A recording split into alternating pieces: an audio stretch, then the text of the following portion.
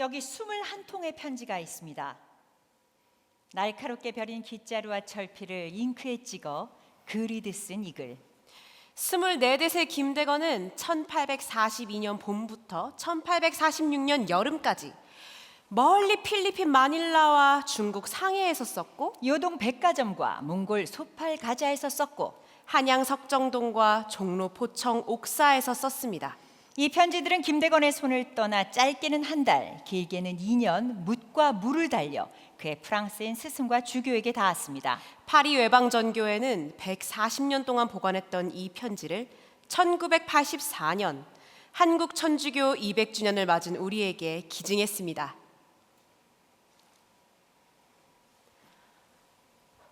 이 편지들을 읽는 여러 갈래의 길이 있습니다. 저 필리핀 마닐라를 떠나 종로 포청에 이르는 지난한 길을 이 편지들을 따라 밟아갈 수도 있고, 그 길을 거꾸로 되밟아갈 수도 있습니다. 그럴 때 우리는 죽음을 예감하고 천국에서 다시 뵙겠다 덤덤하게 말하는 사제 김대건과 프랑스어 공부를 하고 있지 못하다 투정 부리는 신학생 김대건을 만납니다.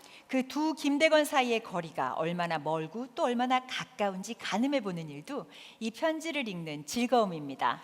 또 다른 길이 있습니다. 몇몇 문장을 추려서 차례로 늘어놓고 견주어 보는 일입니다. 예컨대 김대건은 편지 끄트머리에 늘 공경의 마음을 담아 서명합니다. 서명은 매번 조금씩 다르게 쓰입니다. 부당한 아들 김애김 안드레아가 올립니다. 순명하는 아들 김애김 안드레아가 올립니다. 부당한 아들 조선인 김안드레아가 올립니다. 편지를 처음 쓰기 시작한 1842년 봄 김대건은 신학생이었습니다. 1844년 겨울에 부제품을, 1845년 여름에 사제품을 받았습니다. 지극히 순종하고 지극히 부당한 아들 안드레아 김애김 조선 부제 올림. 그리스도를 위해 묶인 조선인 교황 파견 선교사 김안드레아 올림.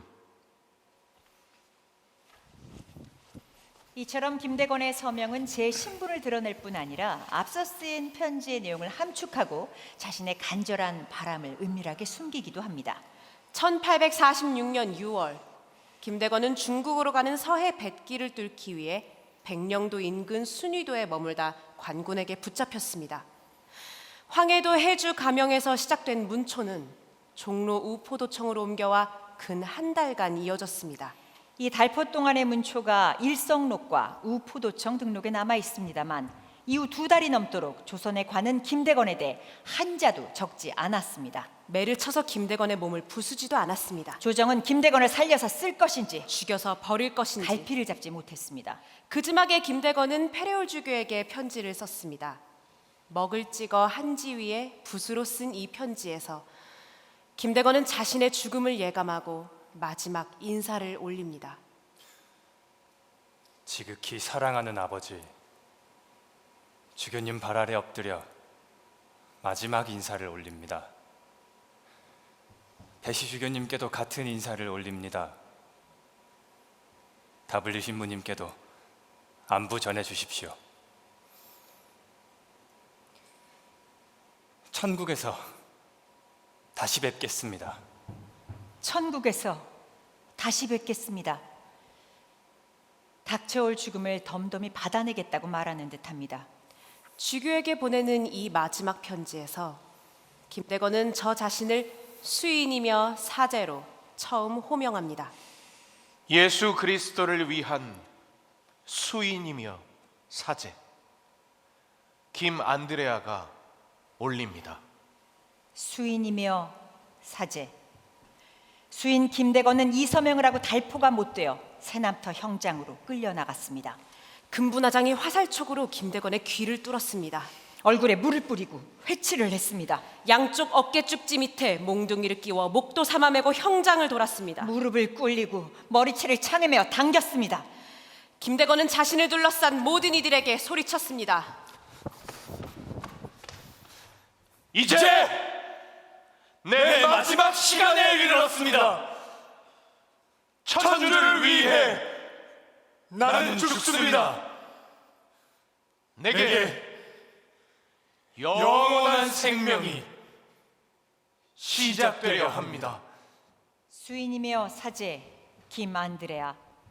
김대건은 수인으로서 자신에게 닥칠 끝을 예감했고 사제로서 영원한 생명의 시작을 확신했습니다.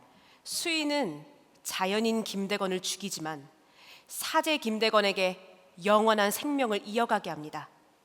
이것이 마지막 서명, 수인이며 사제 김안드레아의 역설입니다.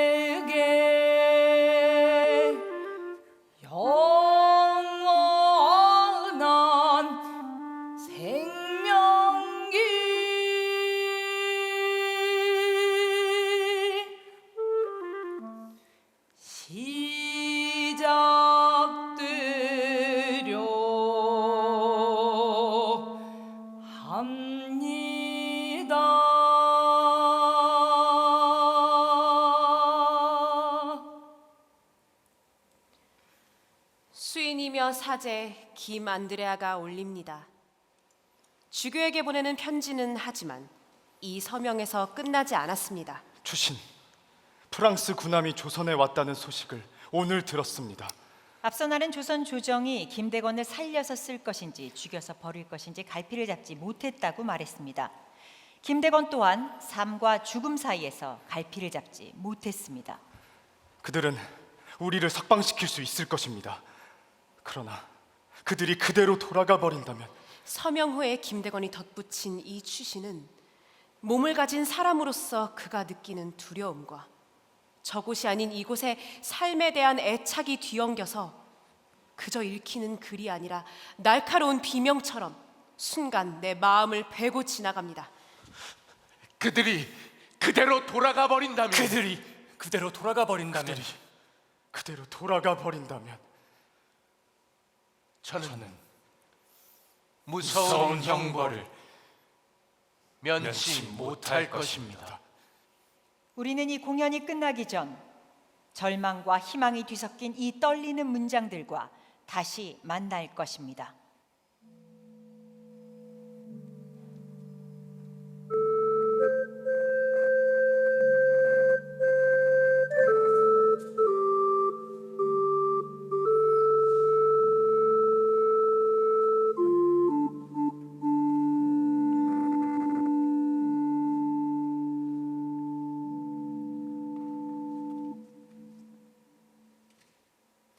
우리는 너무 앞서 달려왔습니다. 우리에겐 프랑스 배를 타고 이제 막 필리핀 마닐라에 도착한 신학생 김대건과 북방 입국로를 뚫기 위해 소팔가자와 장춘을 지나 훈춘과 경원에 이르는 길을 헤매던 김대건. 포청 옥사에 갇혀 마지막 편지를 쓰던 김대건을 살펴야 할 일이 남아 있습니다. 해는 저물고 갈 길은 멉니다. 나는 다만 갓쓰고 도포 걸친 표준 영정 속 납작한 김대건이 이 공연을 통해 서서히 부풀어 올라 펄펄 살아뛰는 25의 청년으로 되살아나길 바랍니다. 이제 마카오를 출발하는 에리곤호에 오를 차례입니다.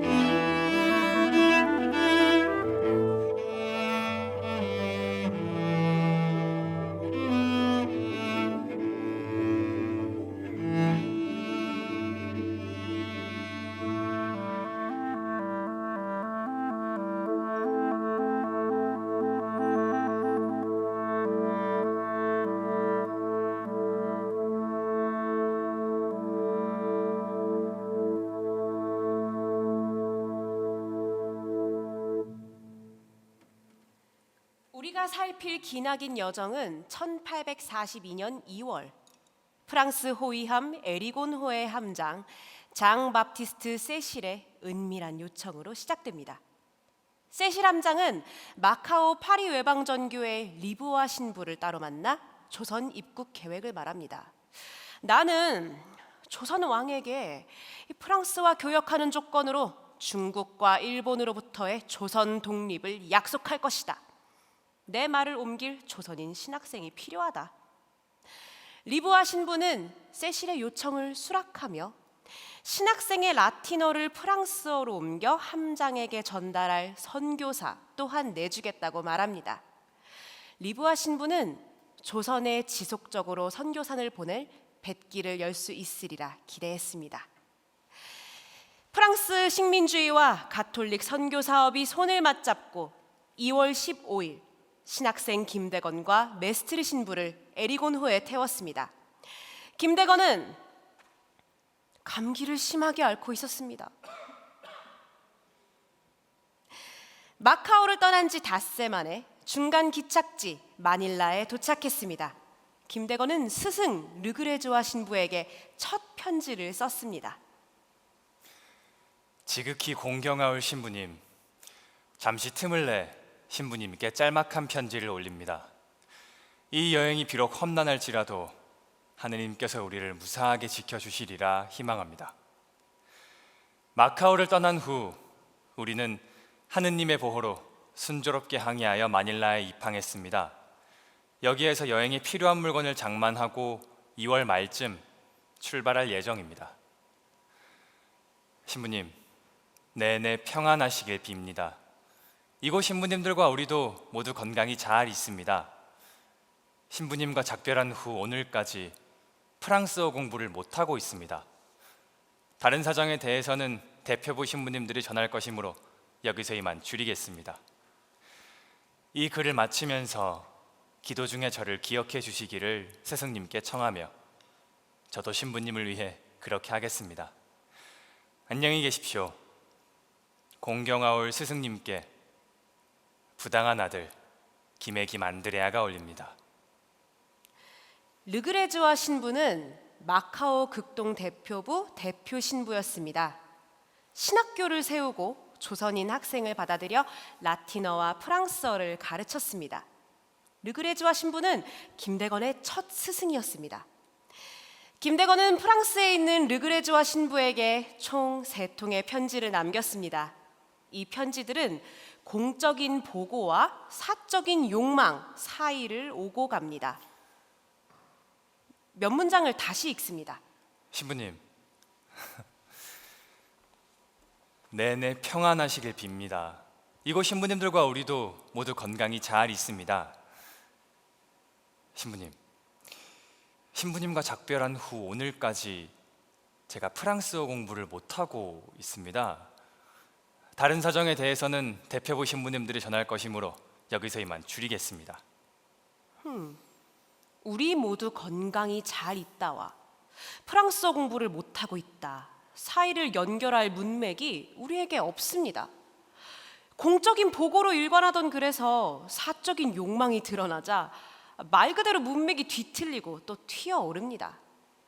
대표부 신부들이 전할 다른 사정만큼이나 김대건에게 중요한 것이 프랑스어 공부를 못하고 있다는 사실입니다. 내 읽기가 지나친 걸까요? 내가 오해하는 걸까요? 하지만 이 오해는 즐겁습니다. 다음 편지를 찬찬히 살핍니다. 마카오의 리브아 신부님께 우리가 주산에 있을 때 신부님께 서한을 드렸습니다. 이제 짧은 서한을 다시 드립니다. 리브와 신부는 르그레즈와 신부 후임으로 마카오 극동 대표부 대표 신부가 됐습니다. 김대건에게 라틴어와 프랑스어 교리를 가르쳤던 스승이기도 합니다. 김대건이 주산도에서 보낸 편지는 유실됐습니다. 이 3번째 편지는 중국 상해에서 쓰였습니다. 첫 편지를 쓴 후 6개월이 지났습니다. 우리는 주산에서 돛을 펴고 출범하여 영국 감선 20척과 함께 마침내 양자강에 도착했습니다. 여기에서 출발할 날을 기다리며 오늘날까지 머물러 있습니다. 우리는 세시람장이 약속한 대로 에리고노로 조선으로 갈 것을 기대하고 있었습니다. 하지만 지금은 상황이 변하여 조선으로 갈 가망은 거의 없어졌습니다. 세시람장은 마닐라로 출항했고 우리는 사람의 도움을 모두 잃고 외교인 황세웅 씨 집에 머물며 조선으로 갈 길을 모색하고 있습니다. 이후 김대건은 아편 전쟁에 패한 청나라와 영국이 맺은 남경조약에 대해 자세히 쓰고 있습니다. 그리고 추신을 덧붙입니다. 추신, 파리의 장상께서 제 프랑스어 공부를 금하셨다고 메스르 신부님께 들었습니다. 메스르 신부님께서는 제가 공부를 계속해야 할지 포기해야 할지를 대표 신부님께 문의하라고 하셨습니다. 하지만 신부님께서 편지에 쓰신 대로 제가 프랑스어 공부를 포기해야 하는지 또는 계속해야 하는지를 여쭈어볼 필요가 없을 것 같습니다. 왜냐하면 현 상황이 공부를 허용치 않으며 제가 이미 알고 있는 것을 완전히 포기할 이유도 보이지 않기 때문입니다. 김대건은 마카오를 떠나 마닐라를 거쳐 주산도와 상해에 이르기까지 이 프랑스인들에게 둘러싸여 있었습니다. 조선에 입국하려는 메스트르 신부에게 우리말을 가르쳤는데 두 사람이 주고받은 말 또한 프랑스어였던 것으로 보입니다. 메스트르 신부는 리부아 신부에게 보낸 편지에서 다음과 같이 쓰고 있습니다. 안드레아에게는 조선말이 모국어이다 보니 그 특성과 그 기술에 대해서는 깊은 연구가 없습니다. 저의 조선말 공부는 서서히 진행되고 있습니다. 알파벳, 문법의 개요, 가장 많이 사용하는 단어 목록 이런 것이 김안드레아와 함께한 공부의 결실입니다. 그에게 프랑스어를 가르친 데 대해 신부님과 르그레즈와 신부님께 감사드립니다. 알면 알수록 모르는 것에 대한 허기가 더 커지기 마련입니다. 김대건에겐 프랑스어가 그러했습니다. 그리고 3개월 후 김대건은 파리에 계시는 장상 르그레즈와 신부에게 4번째 편지를 쓰며 추신을 덧붙입니다. 추신. 이 편지를 다시 뜯고 새 소식을 추가합니다. 저는 매일 메스트르 신부님께 신학을 배우고 있습니다. 토마스는 페레울 주교님과 함께 만주에 있습니다. 저는 요즘 프랑스어 공부를 완전히 포기했습니다. 메스트르 신부님께서 유럽에서 온 서한을 받고 제 프랑스어 공부를 금했기 때문입니다. 프랑스어 회화는 분명히 유익하지 않습니다만 제가 에리곤 후에 오랫동안 머물렀기 때문에 약간은 할 줄 알게 되었습니다. 그러나 스승님도 아시는 바와 같이 프랑스어 독서가 무익하다고 여겨지지는 않습니다. 그러므로 애써 익힌 프랑스어 독서를 전적으로 포기하지 않는 것이 바람직할 듯합니다. 만약 제게 불나사전이 있었다면 지금쯤 프랑스어 책들을 이해할 수 있었을 겁니다. 제가 마카오를 떠날 때 리부아 신부님이 프랑스 책들을 주셨는데 그 가운데 몇 권은 메스트르 신부님 분부로 버렸습니다. 토마스는 프랑스 책을 읽을 허락을 받았는데 그 책들은 그가 마카오를 떠날 때 리부아 대표 신부님이 유럽에서 온 서한을 받은 후 불라사전, 라불사전과 함께 주신 것입니다. 나는 김대건이 덧붙인 추신만을 따로 떼어내서 꼼꼼하게 읽어보는 건 어떨까도 생각했습니다. 우리는 가끔 추신을 적기 위해 또 그 추신을 핑계 삼아 당신을 사랑한다고, 당신이 보고 싶다고 적기 위해 그 길고 긴 편지를 쓰는지도 모릅니다. 그래서 우리 마음은 덧붙인 추신에 오롯이 담기는지도 모릅니다. 김대건은 지금 우리가 읽을 수 있는 19통의 편지 중 6통에 추신을 덧붙이고 있습니다. 그리고 이 4번째 편지에 적힌 추신이 가장 길고 절절합니다. 김대건은 이 편지를 쓰기 석 달 전 신학생 최양업 토마스를 만났습니다. 최양업은 불나사전뿐만 아니라 라불사전까지 옆에 끼고 프랑스어로 쓰인 책을 읽고 있습니다. 김대건의 마음에 불꽃이 튑니다. 그 불꽃이 다 써서 봉한 편지를 다시 뜯게 하고 새 소식을 써넣게 합니다. 그 새 소식이란 나도 최양업처럼 프랑스어 책을 읽고 싶다는 김대건 마음속에서 벌어진 일이었습니다. 이 마음의 일을 숨기지 못하고 새 소식이라고 말할 수밖에 없는 22살의 김대건을 우리는 까맣게 잊고 있었습니다.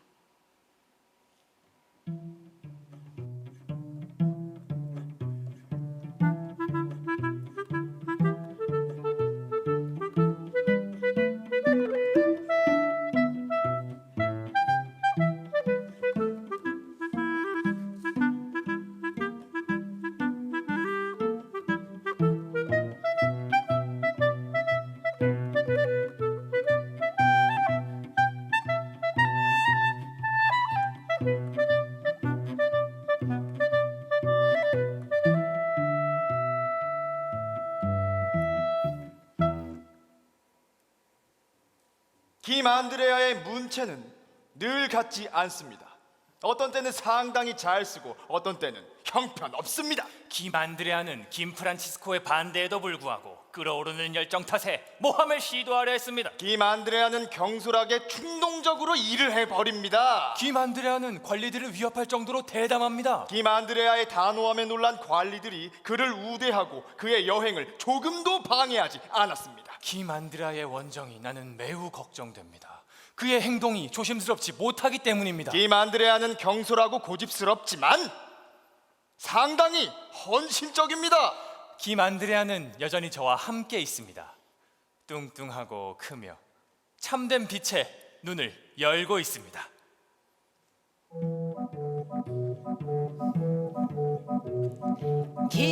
김안드레아에 대해 말하길 담대하고 단호하며 거침없고 의지가 확고하고 열정이 끓어오르며 헌신적이고 자주성이 강하며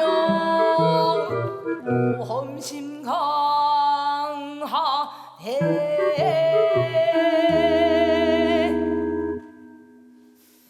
때로는 경솔하고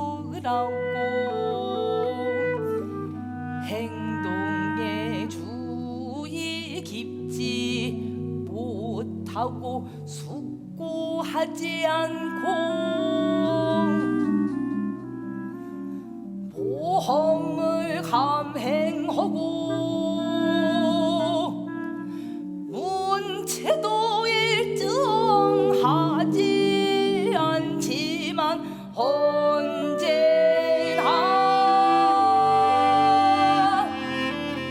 참된 빛을 향한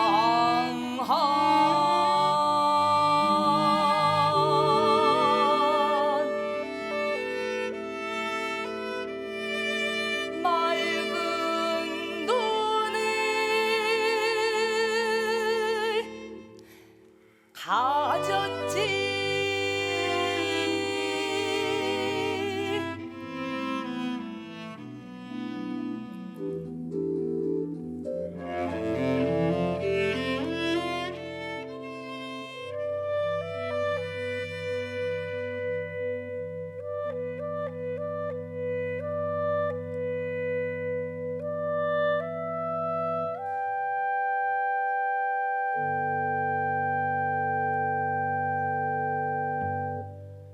이 모두가 김대건을 곁에서 지켜본 파리 외방 정교회 신부들의 편지에서 뽑은 문장들입니다. 신부들은 김대건을 대범하고 종종 자신들의 말을 따르지 않으며 생각보다 행동이 앞서고 좀채 섬세하지 못한 인물이라고 여겼습니다. 이러한 시선을 김대건 또한 알고 있던 것으로 보입니다. 우리가 조금 전에 그 추신을 읽은 편지 본문에서 김대건은 세실 함장과 남경 시내를 유람했던 일에 대해 씁니다. 세실 함장이 남경 시내를 구경하기를 원해서 3명의 장교와 선원들을 데리고 출발했는데 저는 통역관으로 따라갔습니다. 메스트르 신부님은 에리곤호에 그대로 머물러 계셨습니다. 조선어가 모국어인 김대건이 중국어와 프랑스어를 교초 통역하기 위해서 세실 함장을 따라 나갔습니다.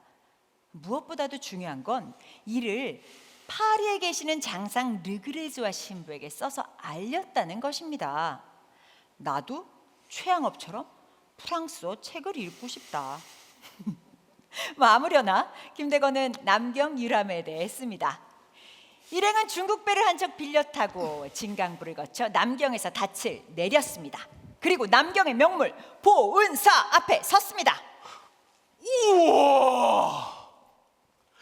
절 가운데에 200척이나 되는 탑이 서 있는데 여러 색깔의 돌과 금칠한 돌로 이루어졌고 여러 기와를 얹었는데 그 모양은 팔각형 150개의 종과 2개의 금무술 눈에 띄는 등 12개가 달려 있습니다. 중국인들은 이 등 덕분에 위로는 삼시선 천을 비추고 아래로는 사람들의 마음속을 비추어 선행과 악행을 구분한다고 했습니다. 단맨 꼭대기에는 900근이나 되는 질그릇 단지 2개와 천반, 즉 하늘의 접시라고 불리우는 450근의 접시가 있습니다. 탑이 광채로 온 세상을 비춘다고 믿습니다. 탑에 기다리는 여러 급의 둥근 원이 있는데 그 무게가 무려 잠깐만. 아니, 도대체 탑에 대한 이 섬세한 묘사가 왜 필요했던 걸까요? 3600근에 달한다고 합니다. 김대건은 여기서 그치지를 않습니다. 그 밖에도 탑을 5가지 보석으로 꾸몄는데 그것들은 각각 밤을 비추는 야맹조, 비를 쫓는 비소주, 화재를 쫓는 비화주, 폭풍우를 피하는 비풍주, 먼지로부터 탑을 보호하는 비진주, 또 중국인의 경전 3권이 보관되어 있는데 비교서인 장경, 기도서인 남이 탑을 겨, 부처님 경배 권유서인 접인불경이 그것이옵니다. 자, 탑 안팎에 대한 묘사만으로는 충분하지가 않습니다. 이제부터는 탑의 기원과 그 역사적 부침에 대한 긴 설명이 남아 있습니다. 아이고, 중국인의 안심하십시오. 상주 세 권이 안심하십시오. 보관돼. 더는 이 자리에서 옮기지 않겠습니다. 네. 여기서 우리가 눈여겨봐야 할 것은 김대건이 파리에 계시는 장상 르그레즈와 신부에게 자신의 섬세하고 유려한 필치를 과시하고 있다는 사실입니다.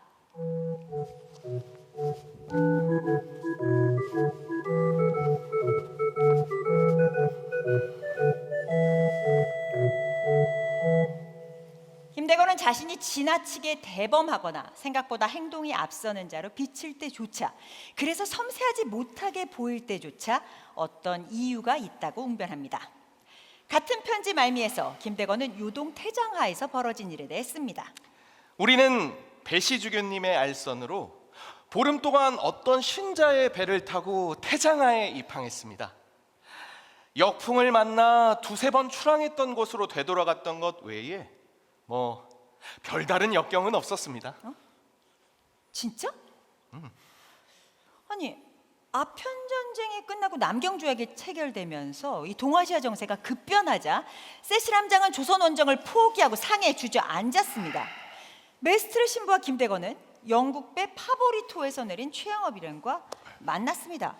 이들은 강남 대목구장 배시주교의 도움으로 중국배를 타고 상해를 떠나 보름 만에 요동 태장하에 도착했습니다. 우리가 세관 가까이에 갔을 때 안내자는 여러 가지 귀찮은 질문을 피하기 위해 강변에서 내려 검문 장소를 슬그머니 지나가라고 권고했습니다. 외교인들은 우리가 질퍽하고 길도 없는 강변에서 허둥거리는 것을 보았습니다. 또 한편에서 신부님을 향해 영국인이다! 라고 소리치자 다른 한편에서 장정 20명가량이 고함을 치며 우리에게 달려왔습니다. 영국인이다! 잡아라! 영국인이다! 나 이럴 줄 알았다니까. 아편 전쟁에서 패한 청나라인이 영국인에 대해 가진 반감이 프랑스인 신부들에게까지 번졌습니다. 김대건 일행을 쫓는 무리 중에는 관원들도 섞여 있었습니다. 그들은 우리를 붙잡고 여러 가지로 실문하기 시작했습니다. 신부님들은 아무런 대답도 하지 않고 그냥 지나가려 했습니다. 그러나 그들은 여전히 붙잡고 힐문했습니다. 김대건은 소매 속에 숨겨들여온 책 때문이라도 이 상황에서 벗어나야 한다고 생각했습니다. 김대건이 소리쳤습니다. 너희는 정부가 임명한 관원이지 않느냐? 어찌 무고한 인민을 모욕적으로 대하느냐? 김대건은 중국어로 워시치 쥐렌 우리 또한 청나라인민이다! 라고 외친 겁니다. 김대건의 유창한 중국어에 또 그 결기에 청나라인들이 흩어졌습니다.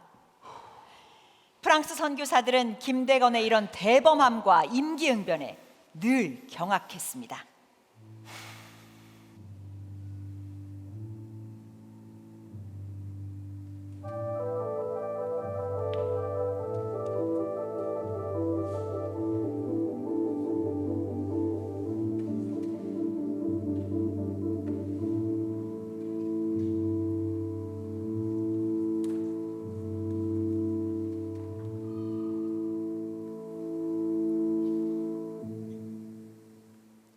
최양업은 페레올 주교가 머무는 소팔가자로 가고 김대건과 메스트리 신부는 요동에 머물렀습니다.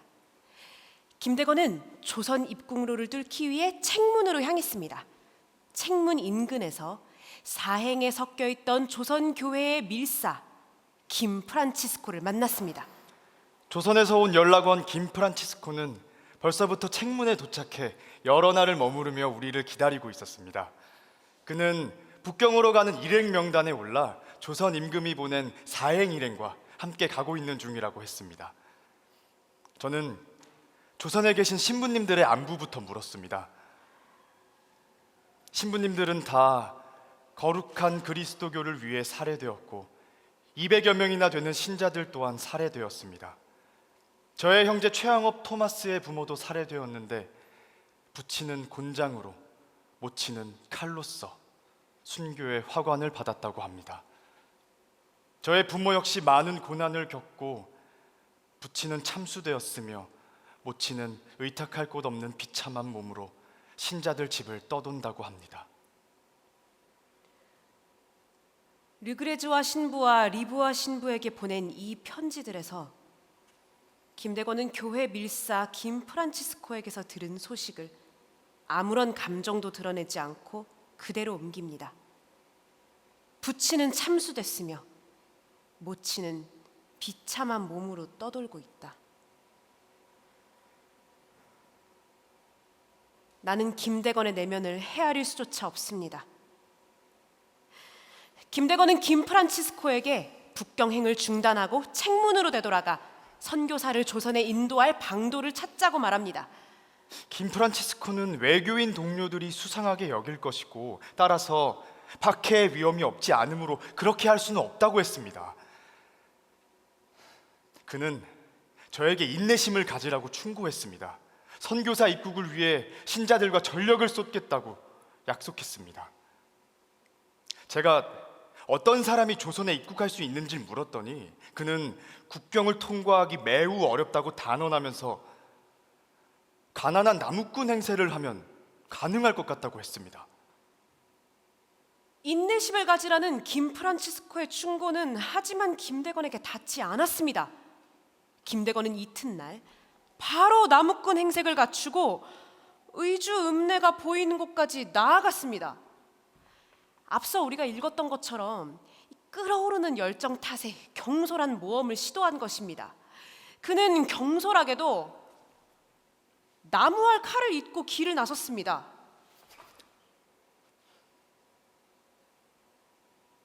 과연 무사히 성문을 통과할 수 있을까?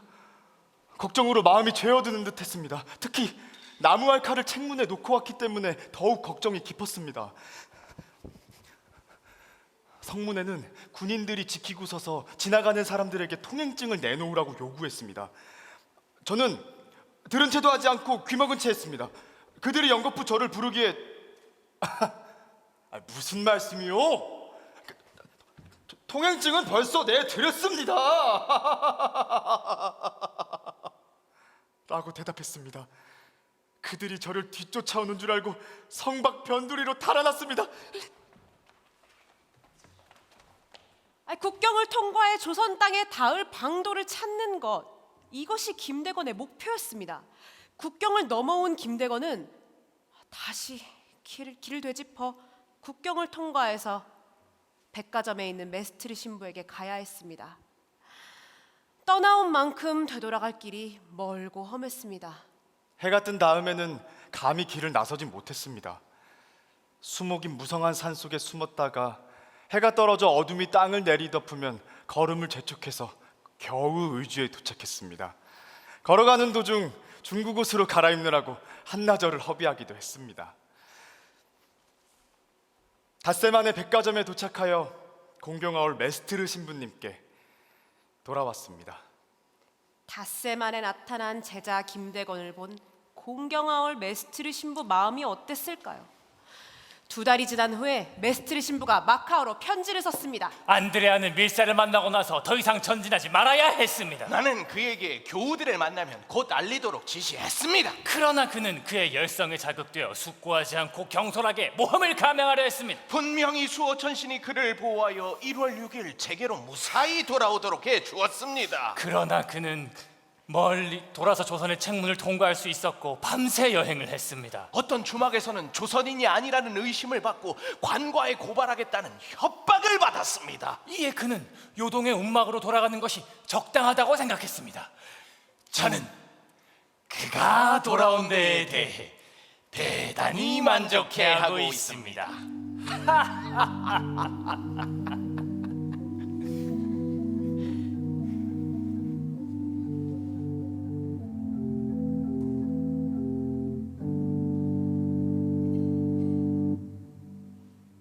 김대건과 메스트리 신부는 소팔가자로 거처를 옮겼습니다. 김대건은 소팔가자에서 최양업과 함께 신학을 공부했습니다. 2번에 걸쳐 책문으로 나가 조선교회 밀사를 만났습니다. 페레울주교의 명으로 북방 입국로를 탐색하기 위해 2천리 떨어진 훈춘에 다녀오기도 했습니다. 훈춘과 경원 사이에 놓인 국경을 넘어 조선 땅에 들 수 있을지 탐색한 이 2번에 걸친 여정이 페레울주교에게 보낸 편지에 남아 있습니다. 이 편지는 부제품을 받은 김대건이 올린 일종의 보고서입니다. 소팔가자에서 출발해 길림성을 지나 장백산맥을 돌아서 흑호 앞에 주저앉았다가 겨우 훈춘에 닿기까지 그 지난하고 거친 길 위에서 겪은 일을 김대건은 건조하게 묘사합니다. 우리가 처음 만난 도시는 길림이었는데, 길림은 같은 이름으로 불리는 성의 수도이고 장군 혹은 부도통이 주재하는 곳입니다. 장백산림은 두 민족 사이의 모든 교통을 끊고 또 마치 이 분열을 지속시키려는 넓은 장벽처럼 중국과 조선 사이를 가로막았습니다. 숲을 뚫고 우리는 작은 호수를 건넜습니다. 이 호수는 황제를 위해 많은 진주를 채취하기 때문에 이 지방에서 유명합니다. 이 호수를 해후 혹은 칭추맨이라고 부르는데 흑호 혹은 진주문이라는 뜻입니다. 진주 채취는 여름에 이루어집니다. 가장 단정한 문장으로 가장 길게 써인 이 편지에서 김대건은 단 한 번 자신의 속내를 드러냅니다. 훈춘에 도착해 조선 국경을 바라보다 김대건은 문득 깨닫습니다. 사람이란 이 세상에서 영원한 거처가 없고 단 며칠 동안의 나그네에 지나지 않는다는 사실을 깊이 깨달았습니다. 제가 중국에서 묵인된 건 사람들이 저를 중국인으로 여겼기 때문이고 조국의 땅을 외국인 신분으로 잠시 밟아볼 수 있을 따름이었습니다.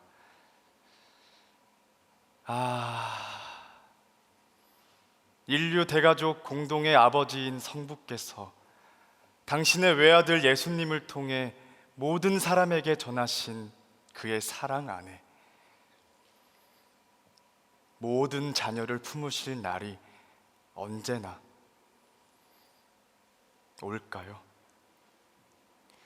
김대건이 자신을 거처 없는 나그네라고 여긴 건 요동 백가점과 심양을 떠돌고 길림과 훈춘을 오고 가는 길 위에서의 삶을 살았기 때문이었습니다. 이마저 조선인도 중국인도 아닌 뿌리 뽑힌 삶을 선택해야 겨우 가능했습니다. 하지만 김대건은 이 비극적 인식을 모든 자녀에게 열린 대가족 공동의 나라를 꿈꾸는 것으로 기어이 전환하고야 맙니다.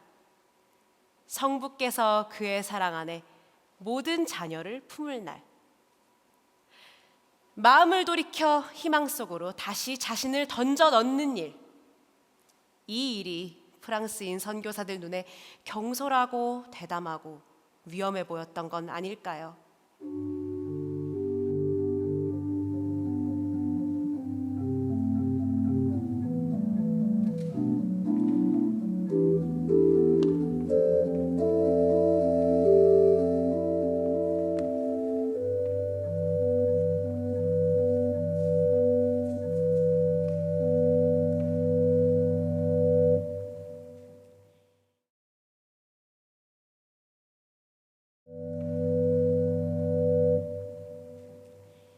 김대건과 페레올 주교는 최양옥과 메스트르 신부를 몽골 소팔가자에 남겨두고 봉황성 책문을 향해 떠났습니다. 이듬해 1월 김프란치스코를 포함한 조선인 신자들을 책문에서 만났습니다. 이에 대해서는 페레올 주교가 파리 전교회 본부에 쓴 편지가 상세합니다. 조선인 교우 7이 한양을 출발해 중국과 가장 가까운 세관인 의주에 무사히 도착했습니다. 그러나 3명만이 세관을 넘을 수 있었고 나머지 사람들은 군사들에게 붙들려서 저를 위한 말과 옷가지를 가지고 내지로 돌아가야 했습니다. 이리하여 저희의 입국은 불가능해지고 연기되었습니다. 의주 세관을 겨우 넘어 책문에 도착한 조선인 신자들은 서양인 페레올 주교를 데리고 봉황성 책문과 의주 세관을 통과할 방도를 찾지 못했습니다. 저의 새 조국, 오래전부터 입국하려 한 약속의 땅 문턱에 와 있었습니다. 저의 유배가 끝나는 것으로 생각했습니다. 그러나 불길한 소식에 몸이 떨렸습니다. 조선인 교우로부터 현재로서는 저희의 입국이 실현될 수 없다는 말을 듣자 제 팔이 떨어졌습니다. 밀사들은 제가 부재로 서품시킨 우리 학생 중 하나를 입국시키는데 동의했습니다. 그는 신품을 받기에는 아직 젊습니다. 교우들이 있는 남쪽까지 그가 무사히 도착했을까요? 아직은 모릅니다. 젊은 부재 김대건은 무사했을까요? 김대건은 페레올 주교를 책문에 남겨두고 조선에 들어왔습니다. 보름을 걸어서 한양 석정동에 무사히 도착했습니다. 병에 걸려 깊이 앓았지만 페레올 주교와 선교사들을 입국시키기 위한 준비를 해나갑니다. 은 146냥을 들여서 집과 배 한 척을 마련했습니다. 이에 대해서 김대건이 리부아 신부에게 씁니다. 이제 중국 강남성으로 가는 길을 개척할 참입니다. 그러나 미리 겁에 질릴까 염려되어 신자 뱃사공들에게는 어디로 간다는 말을 하지 않았습니다. 더구나 그들은 먼 바다에 나가본 일이 없고 대부분은 배를 조종할 줄 모릅니다. 다만 제가 항해술에 능통하다고 그들을 안심시킬 수밖에 없었습니다. 현재를 위해서나 장래를 위해서 또 이곳 형편을 위해서 북방의 길을 열어놓는 일이나 강남으로 출발할 일을 생각하면 제가 준비해야 할 것이 산더미지만 병으로 허약해진 몸이 일하는 것을 허락하지 않습니다. 병중에 무너진 저는 다만 이렇게 주저앉아 있을 뿐입니다. 비록 제가 병중에 있으나 힘닿는 대로 강남으로 가는 길을 준비하고 있으며 머지않아 출발할 예정입니다. 김대건과 페레올 주교 모두 이 북방 육로를 통한 입국이 어렵다는 것을 알았습니다. 중국 강남성으로 가는 서해 백길을 뚫는 일이 다급해 보였습니다.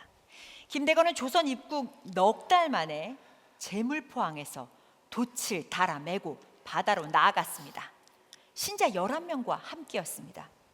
놀랍게도 신자 7은 이전까지 바다를 한 번도 본 적이 없는 자들이었습니다. 하얀 돛을 2폭이나 단 그 배 이름은 라팔호였습니다. 우리 배는 바다에 나가본 적이 없는 배였는데 비바람이 거세지자 파도 때문에 몹시 흔들리고 무섭게 이리저리로 내던져져서 침몰할 지경에 이르렀습니다. 우리는 2 돛대를 다 베어버리고 식량까지 바다에 던져버려야 했습니다. 난바다에 실려 사람들은 사흘을 굶었습니다. 울음이 터져 나왔고 또 울음이 번져 나갔습니다. 돌연 김대건이 성모님의 상본을 보이며 소리쳤습니다.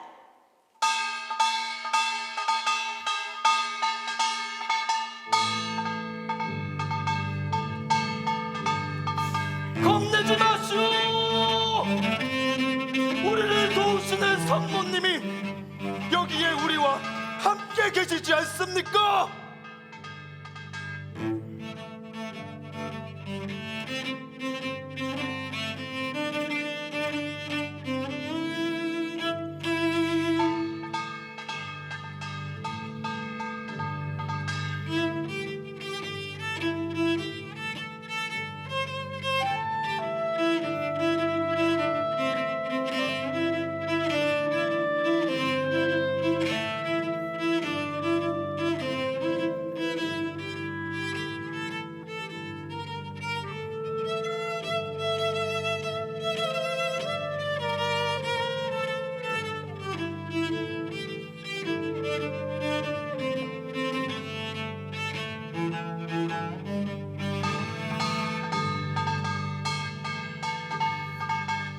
비바람이 거세지고 배가 요동친다.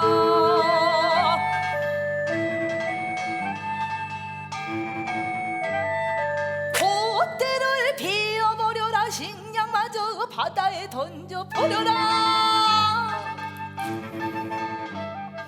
모두가 굶주림과 공포에 떨고 있을 때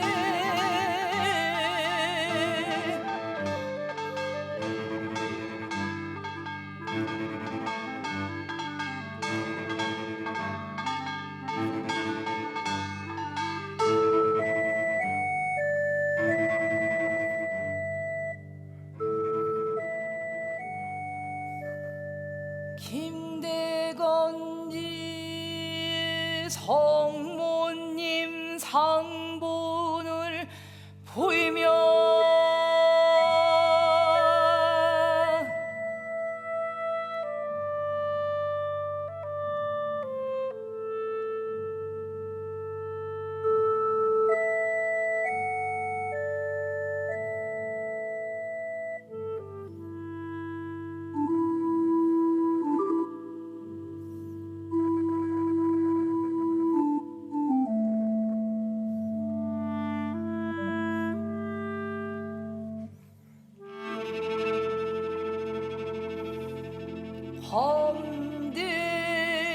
함대님 마시오.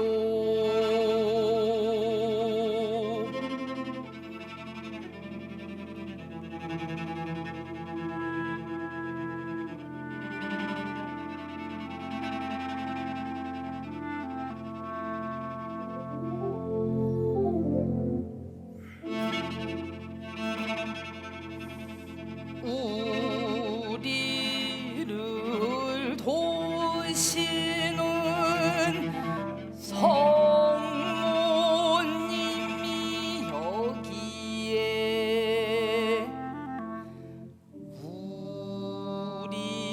우리와 함께 계십니다.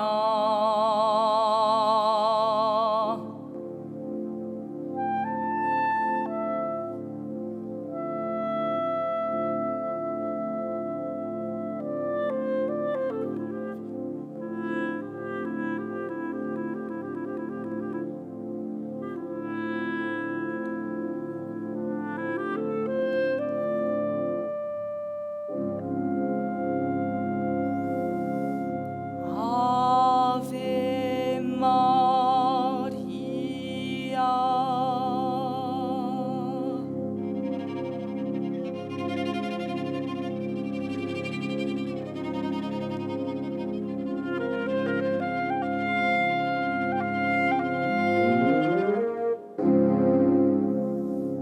Gracia plena Dominus tecum.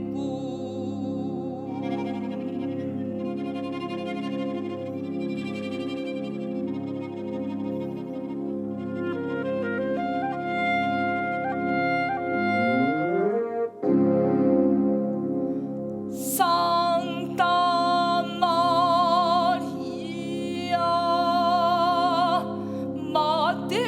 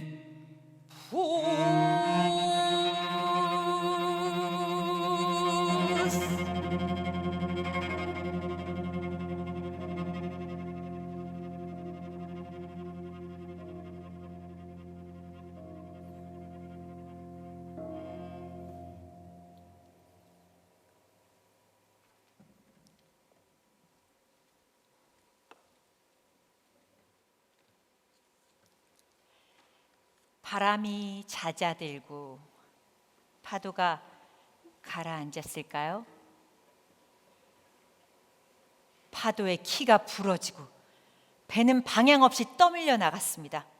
이들의 안간 몸부림은 독과 멍석을 밧줄로 묶어서 바다로 던지고 그 밧줄을 단단히 붙잡는 데까지 미쳤지만 아무런 소용이 없었습니다.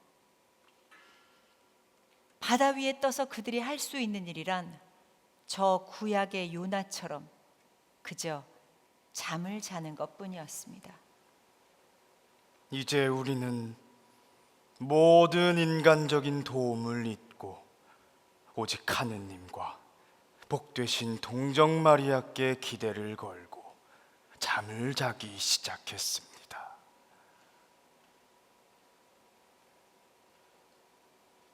잠에서 깨어나 보니 비도 그치고 바람도 약해져 있었습니다. 이들이 겪은 갓난 신고를 여기에 모두 옮기기는 어렵습니다. 바다를 알지 못하는 이들이 바다 위에서 달포 동안이나 떠 있었던 겁니다. 이들은 중국 배의 인간적인 도움에 금전적인 보상을 약속하고 중국 상해 오송에 겨우 도착했습니다. 프랑스 선교사들은 그들 앞에 나타난 김대건을 보고 다시 한번 경악했습니다. 그 경악의 기록이 고틀랑 신부의 글 몇 줄로 남았습니다. 페레올 주교는 어느 날 이 용감한 부제에게 배를 마련하고 가능하면 선원으로서 교우들을 데리고 그를 상해로 영입하러 오도록 지시했습니다. 안드레아는 이 지시에 충실히 순종하여 배를 한 척 마련했습니다. 그런데 그 배는 과연 어떤 배였을까요? 우리 해군이 말하길 그것은 정말로 너절한 배였습니다. 그것은 바다가 아니라 내지의 강을 위해 만든 것입니다. 그럼에도 불구하고 이 젊은 부제는 어느 날 교우들 중에 가장 헌신적인 사람들을 택하여 바다로 간다는 말조차 하지 않고 그들과 함께 배에 올라탔습니다. 이 즉석의 선장은 항해에 무지한 선원들과 함께 빈약한 작은 배를 타고 대양으로 나아갔습니다. 그들은 곧 조국의 해안에서 멀어졌고 나침반의 의지에 중국 땅을 향해 돛을 올렸습니다. 중국 상해 오송에서 김대건은 청해 관리들이 느끼는 두려움을 재빨리 읽어내고 이를 이용했습니다. 언제 상해를 떠날 건지 묻는 청해 관리들에게 김대건이 대답합니다. 나는 이 배를 고치기 위해서라도 아직 여기에 더 머물러 있어야 하오.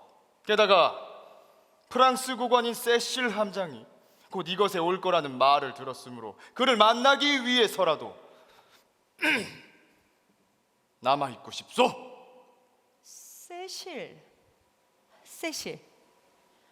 프랑스 호위함 에리고노의 함장 세실은 청해 관리들에게 얼마 전에 패한 아편 전쟁을 떠올리게 했습니다.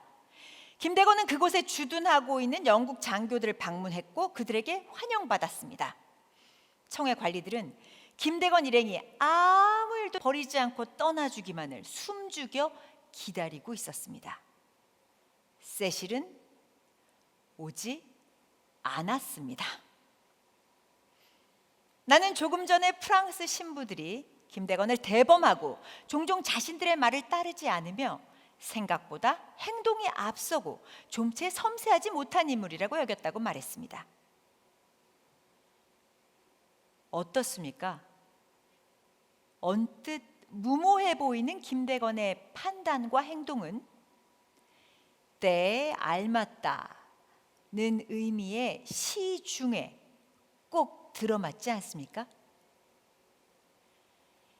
김대건은 앞뒤를 재느라 주저앉는 자가 아닙니다.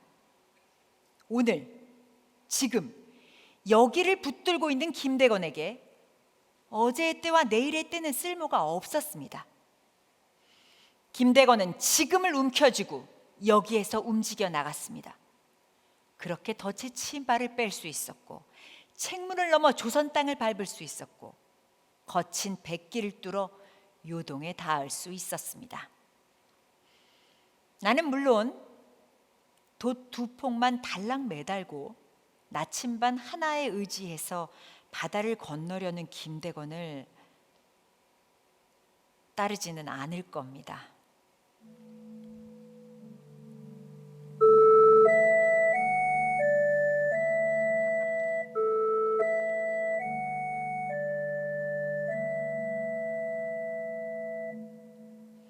(8월 17일) 김대건은 상해 연안 김가항 성당에서 페레올 주교로부터 사제 서품을 받았습니다.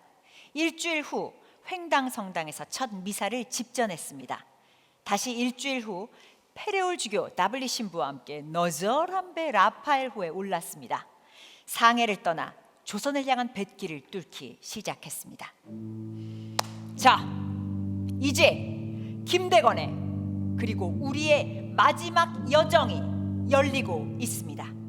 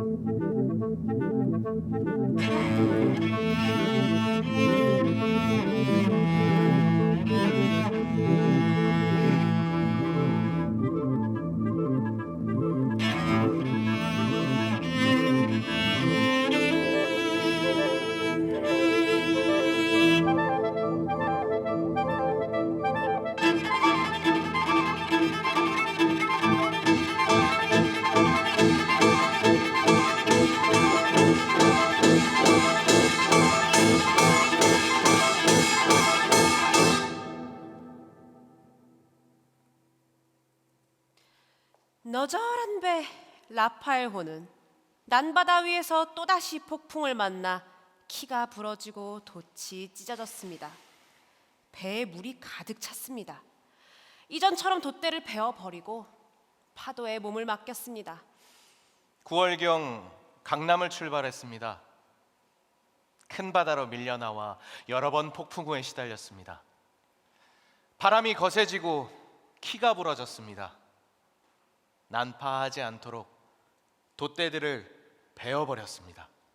선원들은 다시 요나처럼 깊은 잠을 잤고 잔잔한 바다 위에서 눈을 떴습니다. 돛대를 건져 일으켜 세우고 찢어진 돛을 기웠습니다. 멀리 눈에 익은 섬들이 보였습니다. 김대건이 저 섬을 알아볼 수 있다고 소리쳤습니다. 이튿날 섬에 닿아서야 그곳이 제물포가 아니라 제주도임을 깨달았습니다. 요동을 떠난 지 달포가 지났습니다. 강한 역풍으로 제주도까지 밀려갔습니다. 마침내 여러 날이 걸려 강경이라는 항구에 도착했고 하느님의 도움으로 아무런 재앙 없이 교우들의 영접을 받았습니다. 페레올 주교와 다블리 신부는 굴건을 쓰고 베옷을 걸치고 상장을 짚고 느리게 한양으로 올라갔습니다. 짚을 얹은 토막에서 잠을 잤습니다. 다블리 신부는 작은 교우촌으로 떠났습니다. 7개월 전 제물포에서 상해로 떠났던 선원들이 제 집으로 돌아갔습니다.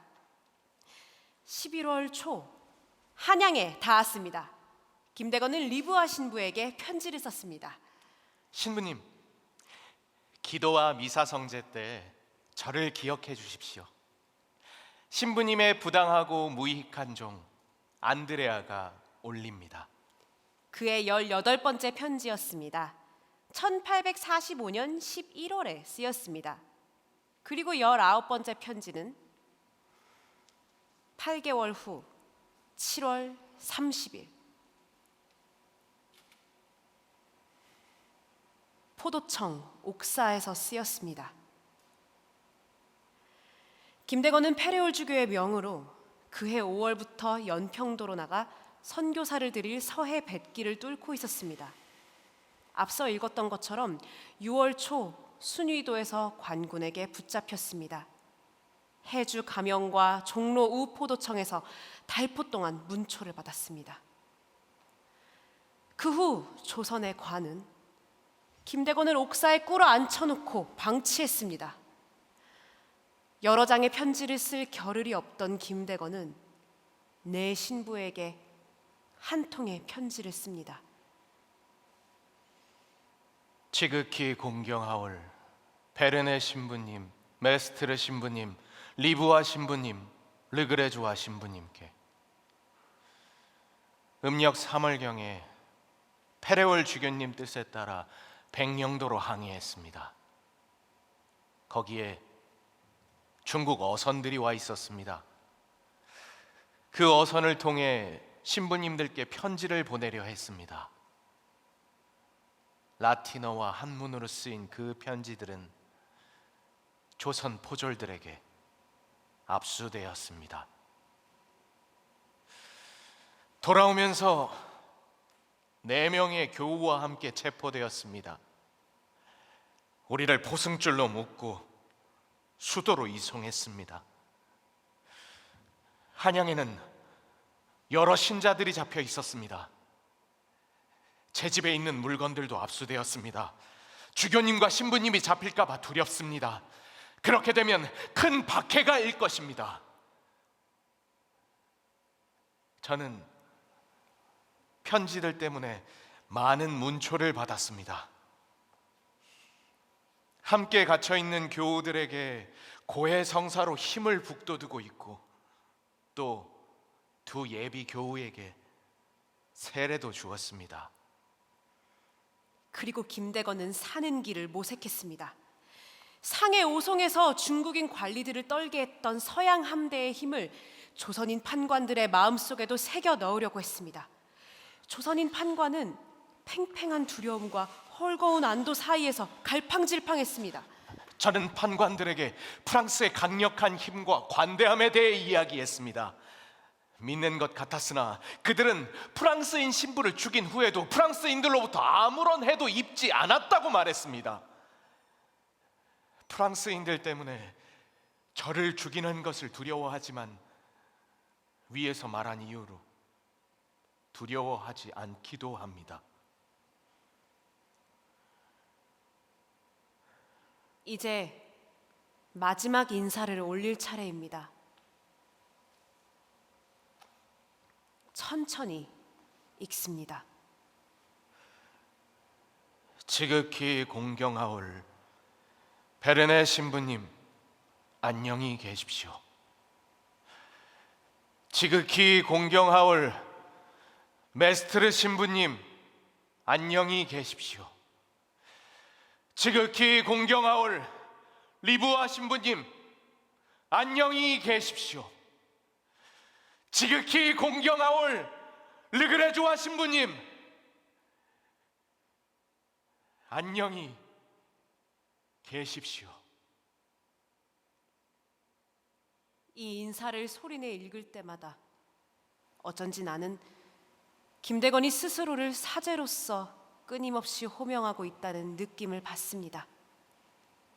신자는, 사제는 세례와 서품을 받는 순간 완성되는 것이 아니라 끊임없이 스스로를 신자로 또 사제로 부를 때 만들어지는 것인지 모르겠습니다.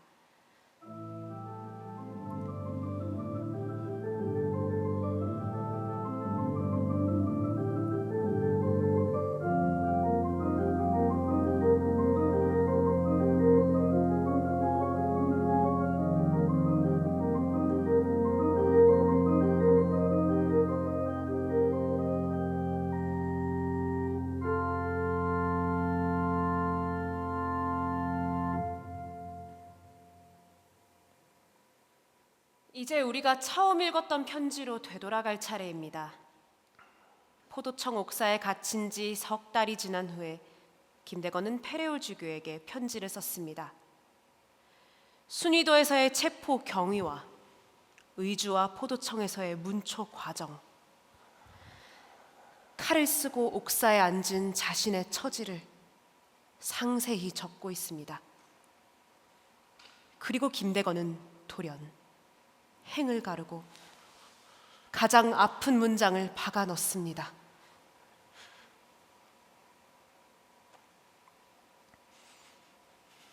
제 어머니 우르슬라를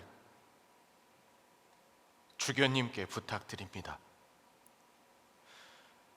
10년이 지나 며칠 동안 아들을 볼 수 있었으나 곧 아들과 헤어져야 했습니다. 슬퍼하실 어머니를 위로해 주십시오. 발 아래에 엎드려 지극히 사랑하올 저의 아버지이시며 지극히 공경하올 저의 주교님께 마지막으로 인사를 드립니다.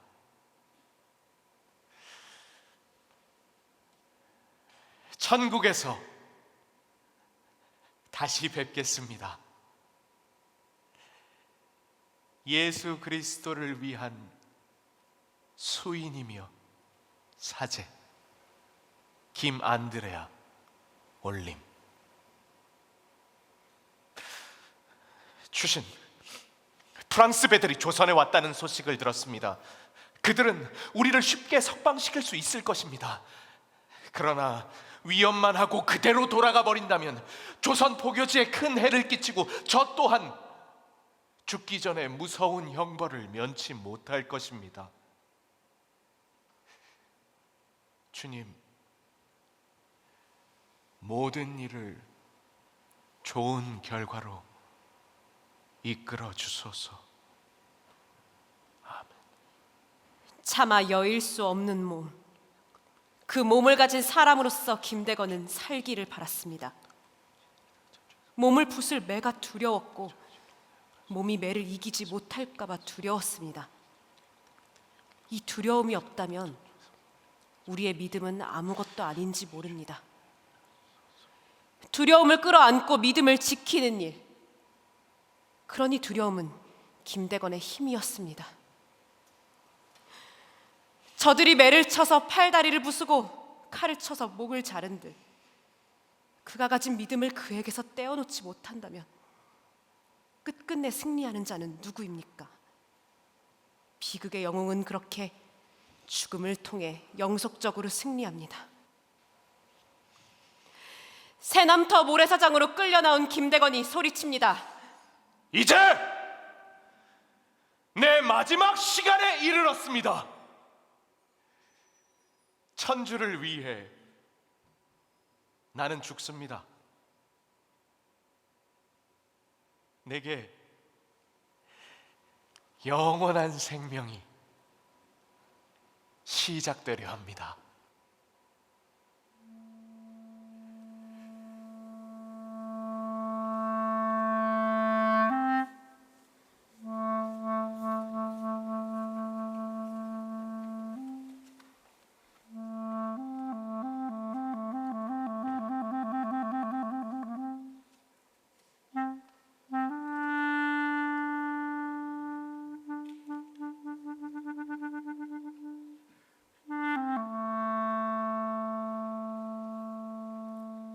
이제 내 마지막 시간에 이르렀습니다.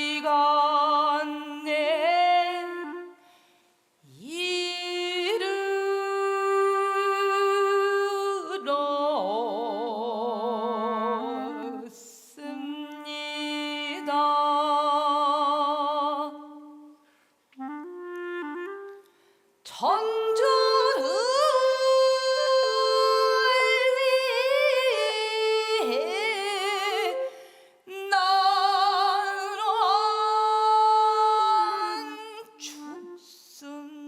죽습니다.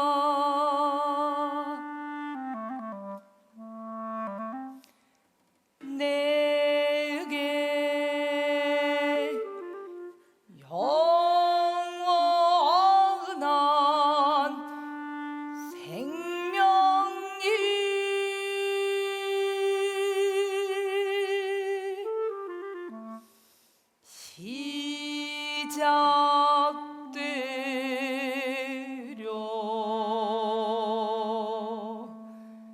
합니다.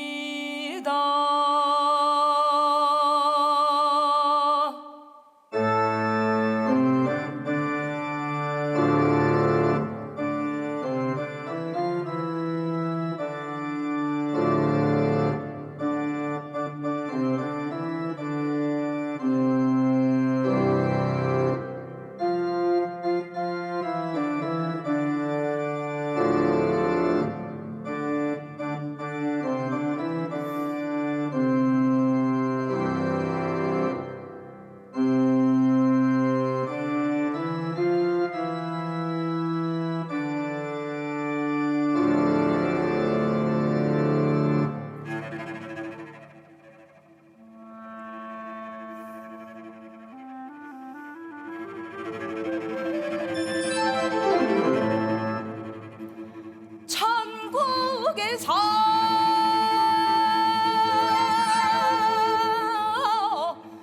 다시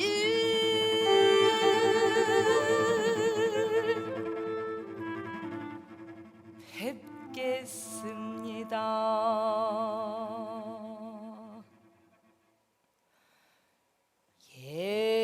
예수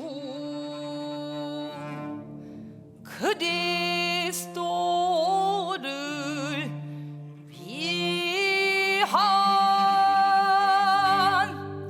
수인이며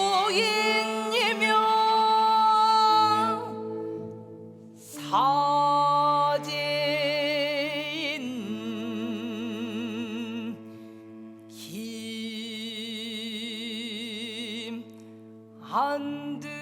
김안드레아.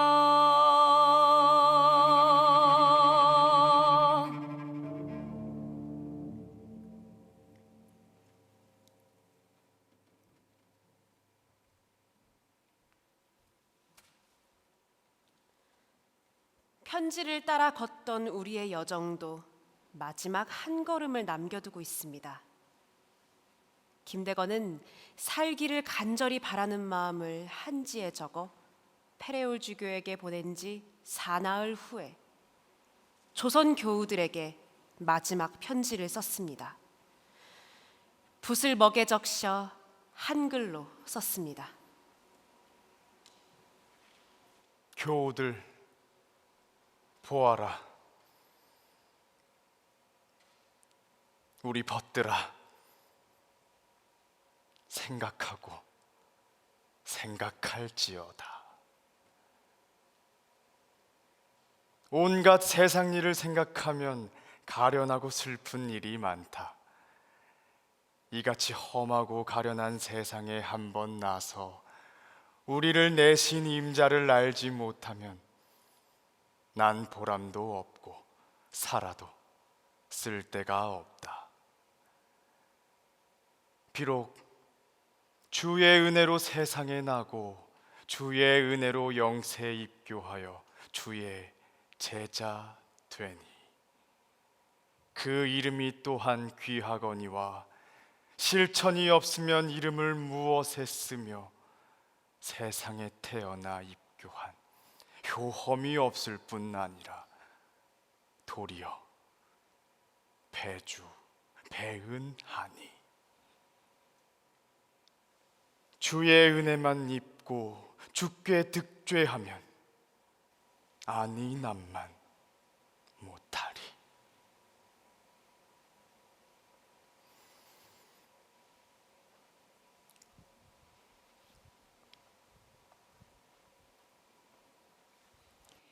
사나흘 전 프랑스 함대가 위협만 하고 돌아가 버린다면 저 또한 무서운 형벌을 면하지 못할 것이라고 쓴 편지와 어조가 사뭇 다릅니다. 앞선 편지들과 이 마지막 편지 사이의 단절을 풀어서 밝히기는 어렵습니다. 이 사나흘 동안 김대건에게 어떤 일이 있었던 걸까요? 8월 9일 세실함장이 군함 3척을 이끌고 충청 외연도 근방에 닿았습니다. 이 일이 김대건으로 하여금 살길을 모색하게 했다는 건 앞서 읽었습니다. 세시람장은 하지만 김대건의 바람과는 다르게 김대건의 우려대로 프랑스 선교사의 죽음을 비난하는 서한만을 남긴 채 이튿날 돌아가 버렸습니다. 이 소식이 옥사에 갇힌 김대건에게도 전해진 걸까요? 그래서 그 검은 소식이 이와 같은 편지를 쓰게 한 걸까요?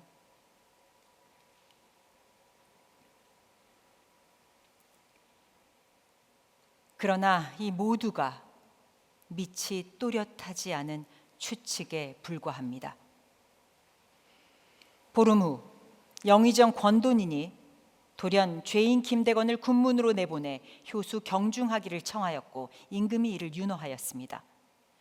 이튿날 어영청이 군인들과 백성들이 모인 새남터 사장에서 죄인을 효수 경중하겠다고 임금에게 아뢰었습니다.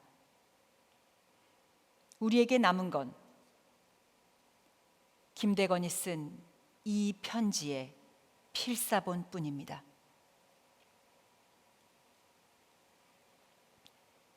이 마지막 편지는 단번에 쓰이지 않았습니다. 옥사 안에서 김대건은 붓두껍을 열고 씌우는 일을 반복했습니다. 그래서 당부는 거듭되고 인사는 되풀이됩니다. 마지막 편지에 모든 것을 써 넣어야 한다는 다급함이 그의 문장 곳곳에 스며 있습니다. 천천히 끝까지 읽습니다.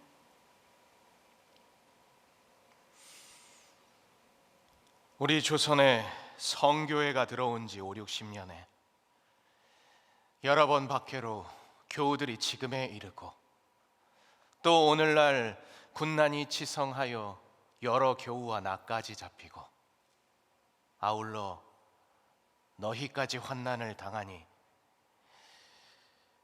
우리 한 몸이 되어 어찌 애통한 마음이 없으며 육정에 차마 이별하기 어려움이 없으랴.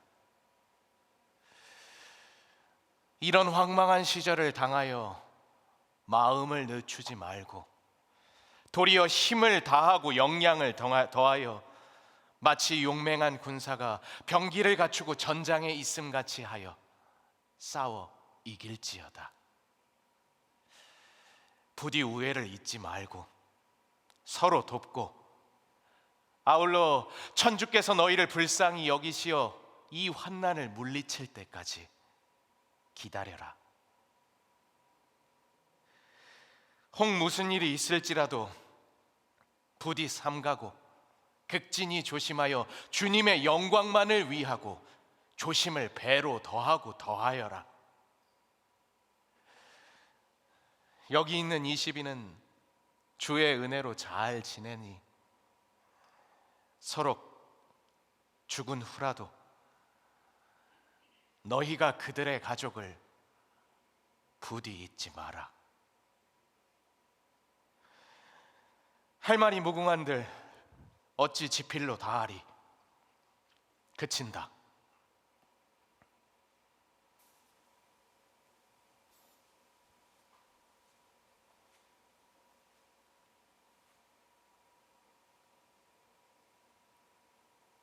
우리는 머지않아 전장에 나아갈 터이니 부디 착실히 닦아 천국에가 만나자. 너희는 이런 어려운 시기를 당하여 부디 마음을 허투루 먹지 말고 주야로 주님의 도움을 빌어 삼고를 대적하고 고난을 참아받아 주님의 영광을 위하고 너희들 영혼대사를 경영하라. 할 말이 무수하되 거처가 타당치 못하여 못한다. 모든 신자들은 천국에서 만나 영원히 누리기를 간절히 바란다.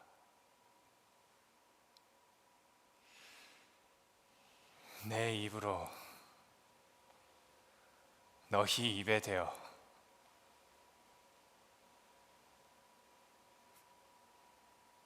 사랑을 친구하노라. 부감 김안드레아. 세상 온갖 일이 주님의 명령이 아닌 것이 없고 주님의 상벌 아닌 것이 없다. 그러므로 이런 환난 또한 주께서 허락하신 바이니 너희는 감수하고 인내하여 주님을 위하고 오직 천주께 슬피 빌어 빨리 평안함을 주시기를 기다려라. 내가 죽는 것이 너희 육정과 영혼의 일에 어찌 꺼리낌이 없겠는가? 그러나 천주께서 오래지 아니하여 너희에게 나보다 더 착실한 목자를 주실 것이니 부디 서러워 말고 큰 사랑을 이루어 한 몸같이 주님을 섬기다가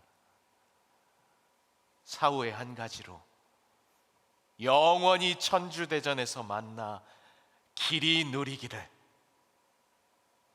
천만 바란다. 잘 있거라.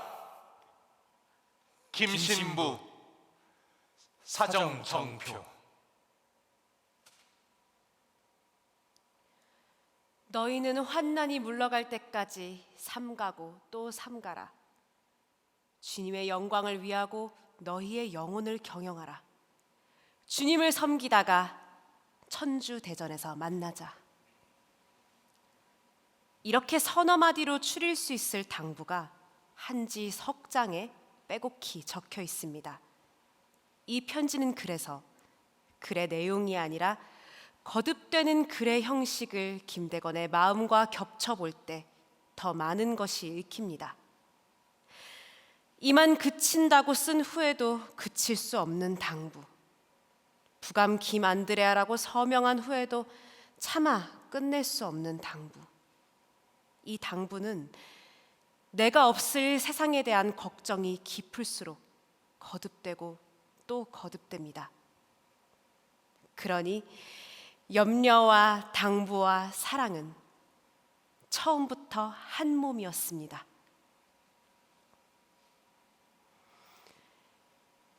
내 입으로 너희 입에 대어 사랑을 친구하노라.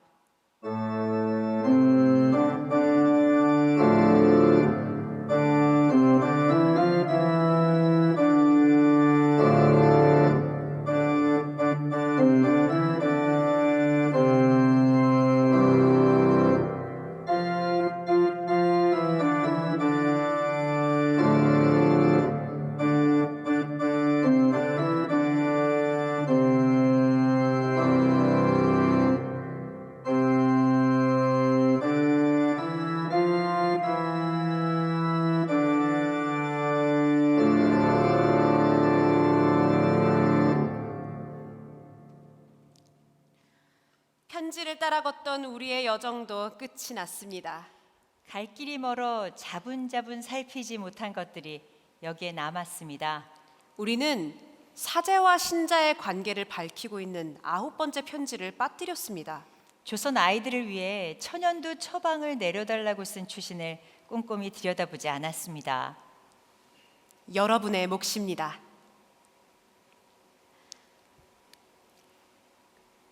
처음 나는 이 공연이 김대건 신부가 쓰지 않은 혹은 쓰지 못한 22번째 편지이길 바랐습니다만 이제야 문득 김대건 신부에게 보내는 내 첫 편지일지도 모른다는 생각이 듭니다. 내 읽기가 크게 어긋나거나 모자라더라도 두 번째 편지에서는 바로잡을 수 있으리라 기대합니다. 그 두 번째 편지 또한 여러분의 몫입니다.